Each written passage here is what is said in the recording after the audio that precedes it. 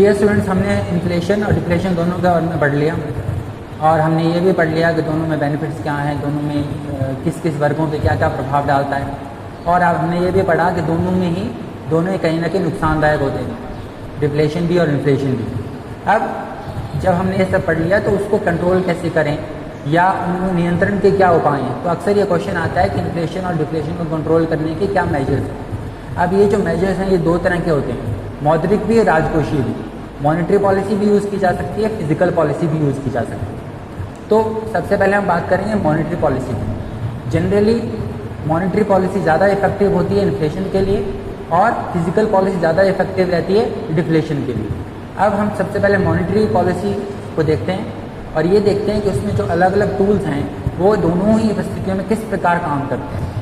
तो सबसे पहले जो सबसे स्ट्रॉन्ग टूल माना जाता है आरबीआई के पास वो रहता है rates, interest rates, repo rate, reverse repo rate.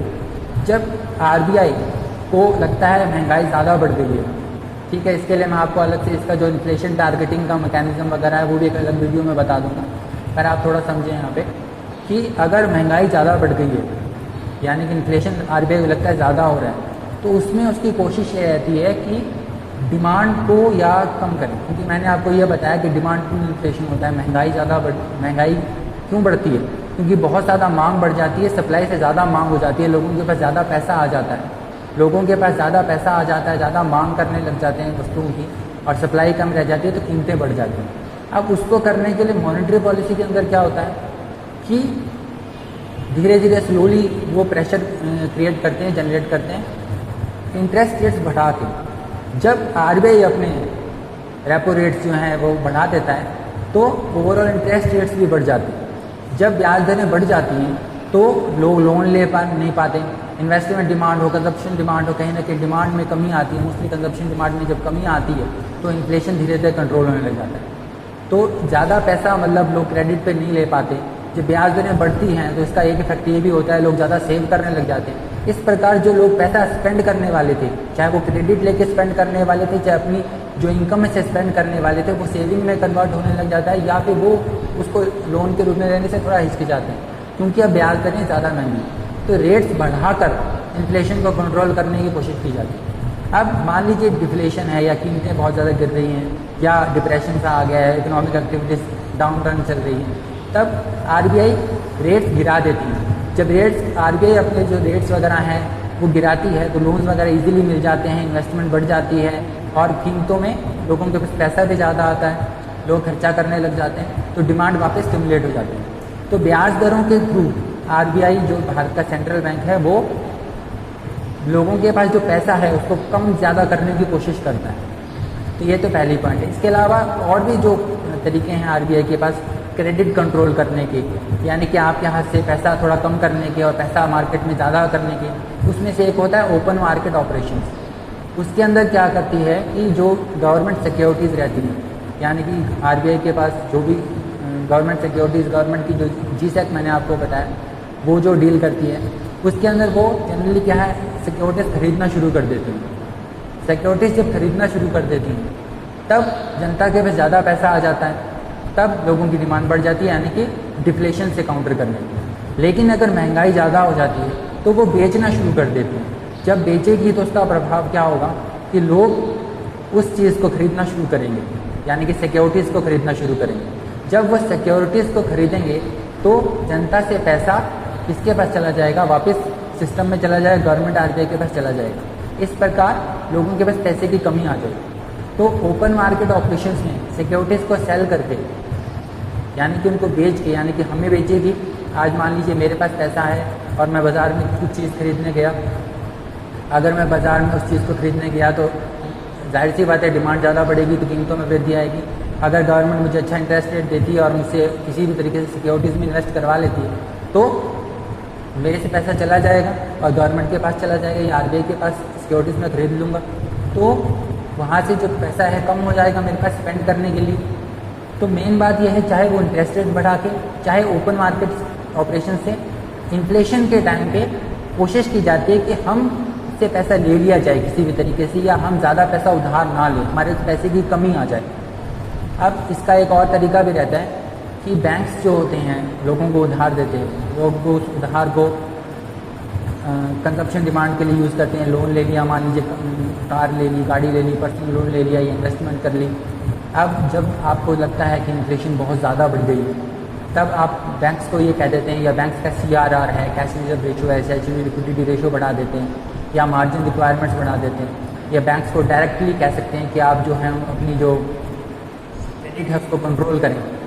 इसके थ्रू क्या किया जाता है कि अगर CRR बढ़ेगा, SLR बढ़ेगा, तो बैंक्स की क्रेडिट देने की क्षमता में कमी आ जाएगी। और अगर ज़्यादा से ज़्यादा क्या नाम है, अगर मार्जिन रेशो बढ़ जाता है, मार्जिन रिक्वायरमेंट्स बढ़ जाती है, तो भी उनकी क्रेडिट देने की क्षमता में कमी आ जाएगी, यानी कि हमारी लोन लेने की क्षमता में कमी आ जाएगी। जब हमारी लोन लेने की क्षमता में कमी आ जाएगी, तब उसका प्रभाव क्या होगा कि हमारा जो डिमांड है, यानी कि हमारे खर्चा करने की क्षमता में भी कमी आ जाएगी।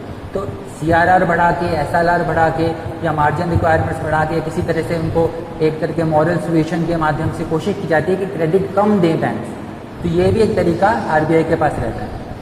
तो इस प्रकार RBI चाहे तो इन मेथड से, क्वांटिटेटिव टूल से, चाहे क्वालिटेटिव टूल से, कोशिश ये करती है कि किसी भी तरीके से हमारा जो क्रेडिट लेने का सिस्टम है, यानी कि लोन लेने का सिस्टम है, उसमें कमी आए।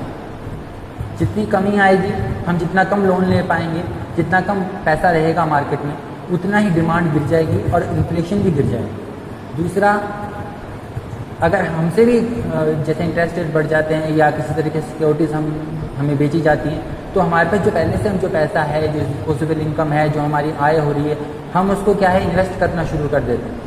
जैसे कैपिटल फॉर्मेशन भी होता है, सेविंग भी होती है, साथ में जो डिमांड वगैरह है मार्केट में उसमें भी कमी आ जाती है, तो भी इन्फ्लेशन को कंट्रोल किया जा सकता है। अब जब डिफ्लेशन की स्थिति आ जाए, डिप्रेशन की स्थिति आ जाए, तो इससे उलट प्रभाव किया जाता है। कोशिश की जाती है कि आपके हाथ में पैसा आए, आपको लोन इजीली मिल जाए, तो उसके लिए इसके उल्टे मेजर्स किए जाते हैं, जैसे कि CRR बढ़ा दिया जाता है, SLR बढ़ा दिया जाता है, ये सब मेजर्स किए जाते हैं। तो इस प्रकार RBI इन्फ्लेशन को कंट्रोल करने की कोशिश करते हैं। इसके लिए कैसे वो टारगेटिंग है, क्या उसका मैकेनिज्म, इसके लिए मैं एक अलग से डिटेल वीडियो बनाऊंगा।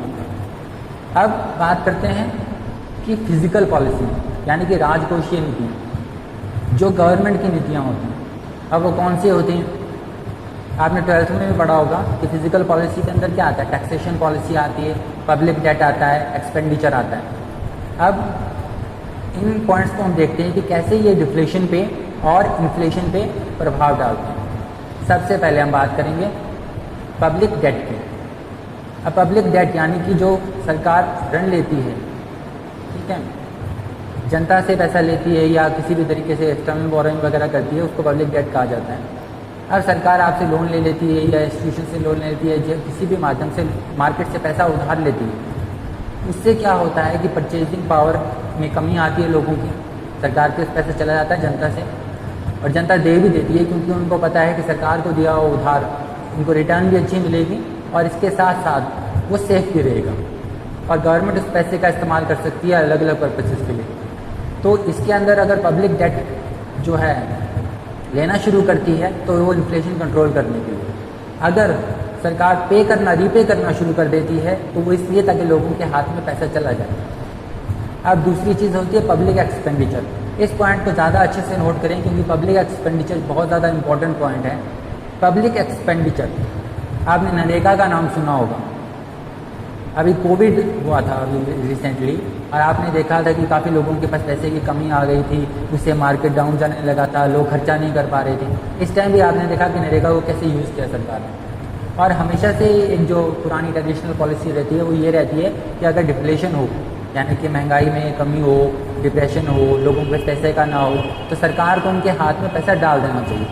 चाहे वो नरेगा के थ्रू डाले, चाहे डायरेक्ट ट्रांसफ़र करे, चाहे एड दे, चाहे अलाउंस दे, तो पब्लिक एक्सपेंडिचर करती है, सरकार एक्सपेंडिचर करती है। इन्फ्लेशन हो रहा हो, बहुत ज़्यादा महंगाई बढ़ रही हो, तब सरकार की कोशिश ये रहती है कि इसको कर्टेल किया जाए। तब सरकार अपना खर्चा कम कर देती है, ताकि लोगों के पास या मार्केट में पैसा कम जाए, कम खर्चा हो। लेकिन जब डिफ्लेशन हो, यानी कि मंदी की स्थिति हो, कीमतें गिर रही हो, तब डिमांड को बढ़ाने के लिए ये कीनीजी ने क्या कहते हैं रामबाण माना गया था डिप्रेशन के लिए।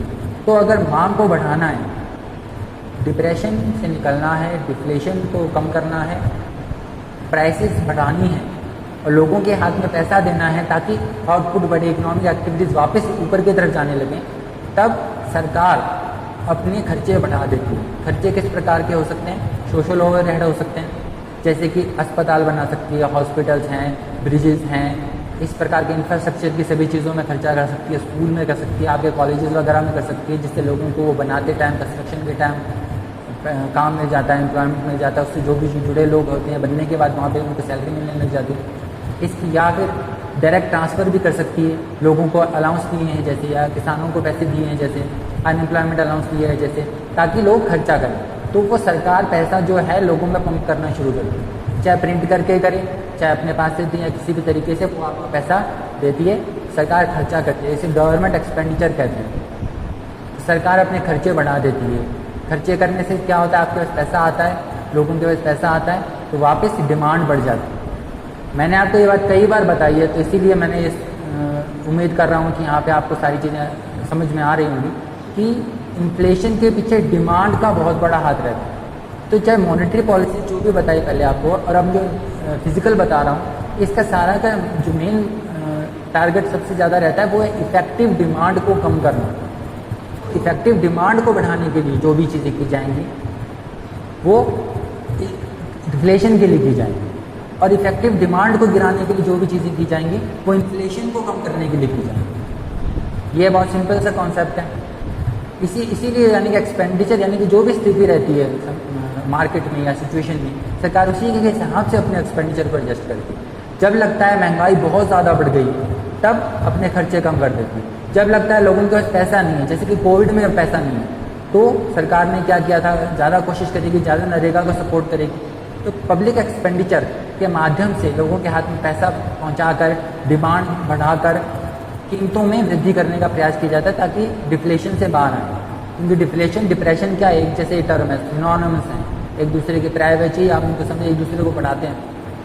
अब तीसरा जो तरीका रहता है सरकार का, वो आपको ध्यान में आ गया होगा, अब तक गैस कर लिया होगा आपने, वो है टैक्सेशन, कर, जिससे सब डरते हैं, टैक्स लगने से सब डरते हैं। अब वो जो कर है वो दो धारी तलवार की तरह दोनों तरह से काम कर सकते हैं। अगर गवर्नमेंट टैक्सेस कम कर देती है तो आपके पास ज़्यादा पैसा आ जाता है, डिस्पोजेबल इनकम बढ़ जाती है। तो ऐसे टाइम में जब कीमतें गिर रही हों, सरकार आपको पैसा दे देती है टैक्सेस वगैरह कम करके। और जब इन्फ्लेशन यानी कि महंगाई जो है उसको बहुत ज़्यादा बढ़ गई है, तब गवर्नमेंट क्या करती है कि टैक्सेस को बढ़ा देती है। तो टैक्सेस बढ़ जाते हैं तो ऑब्वियसली आपकी डिस्पोजेबल इनकम कम हो जाएगी। मान लीजिए आपका इनकम टैक्स 30% लग रहा था, अब वो 40% हो गया, तो आपके पास अगर 10,000 थे तो उसमें से 10% कम हो जाएंगे, तो कम हो जाएंगे तो आप कम खर्चा। तो इनकम टैक्स वगैरह जैसे पर्सनल टैक्सेस को घटाकर और बढ़ाकर इन्फ्लेशन डिफ्लेशन दोनों को किया जा सकता है। तो मेन बात है जैसे कि पब्लिक डेट हो गया, पब्लिक एक्सपेंडिचर हो गया, या टैक्सेशन हो गया, जब भी इनमें से पैसा जनता से सरकार की तरफ जाएगा या इसमें कमी आएगी, या सरकार खर्चा कम करेगी, या सरकार जो है टैक्सेस बढ़ा देगी, या सरकार आपसे पैसा ले लेगी, तो ये सब किया जाएगा इन्फ्लेशन के लिए। और इसके अपोजिट जो भी चीज़ें की जाएंगी वो की जाएंगी डिफ्लेशन के लिए।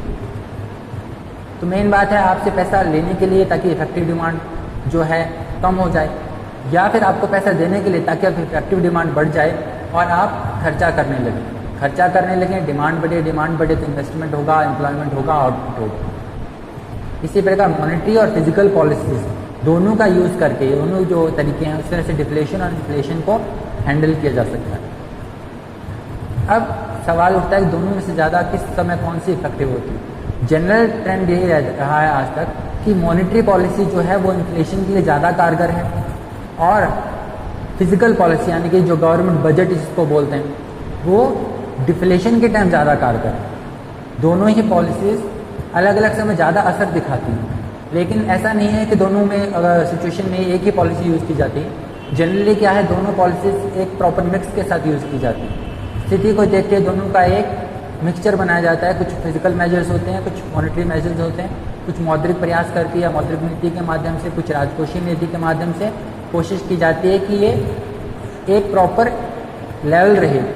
इतना ये भी ना हो कि बहुत ज़्यादा महंगाई बढ़ गई, और ये भी ना हो कि कीमतें बुरी तरह से गिर गई, कि लोगों में या उत्पादकों में उत्साह ही खत्म हो गया सामान बनाने बेचने का।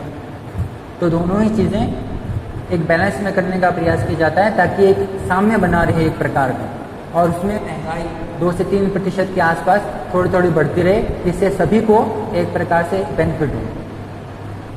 इसमें किसी भी तरह का आपको समस्या हो तो आप मुझसे पूछ सकते हैं। इसके अलावा जो भी मैंने इस वीडियो में बताया वो PDF के माध्यम से मैं आपको व्हाट्सएप ग्रुप में आप भेज दूँगा।